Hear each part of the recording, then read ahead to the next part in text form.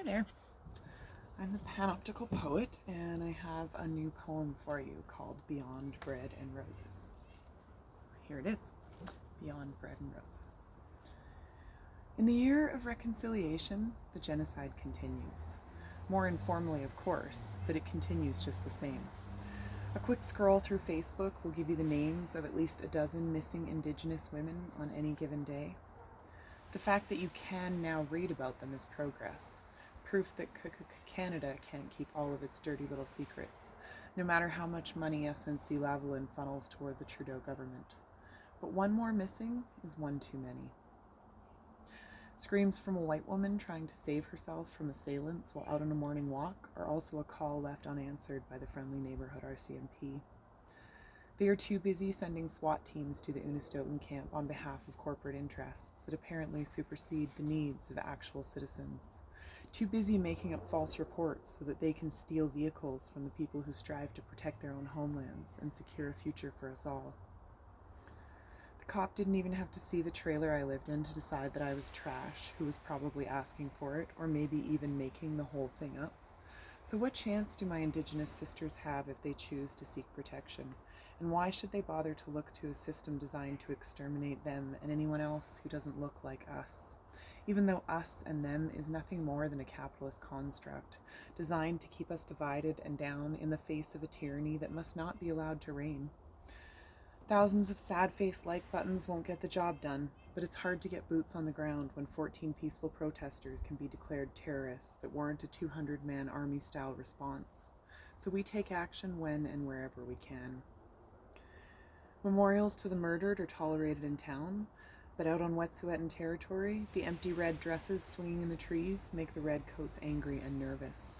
A reminder to them that the women who wore them will never be forgotten, and that the tide of resistance will rise each time they push us to the ground, because it is long past time to stand up. It is long past time to put aside petty differences and claim the rights that so many of our ancestors fought for. Turtle Island is shaking its back in an effort to jolt us out of our complacency, but as usual, the colonizers have charted us a course down the path to disaster. This time it has to go beyond a battle for bread and roses. We must take back more than the night, ensure that immigrant children never again live in cages, and that when cage doors do open, there is a world for us all to go back to. And so that's Beyond Bread and Roses. There's a lot of reasons that I wrote that poem. One of them is because last August I myself experienced a little bit of the violence against women that can happen in Prince George. And I lived up in Prince George for about 12 years, and in that time so many Indigenous women have gone missing. And the police response to my case, when two, maybe four men in an SUV tried to kidnap me when I was out on an early morning walk, was, in my opinion, really inadequate. But at least they paid some attention to my complaints. And I'm not sure, actually I'm pretty sure that my Indigenous sisters do not get the same respect. And I know from talking to people who've worked at the Unistoten camp and the Wet'suwet'en checkpoint that the RCMP have spent time out there harassing Wet'suwet'en people and Unistoten people for peacefully trying to defend their land. And to me, as somebody who has been victimized and is not getting the proper response for that case, it's really frustrating to see resources that my tax dollars go to being put into upholding corporate interests.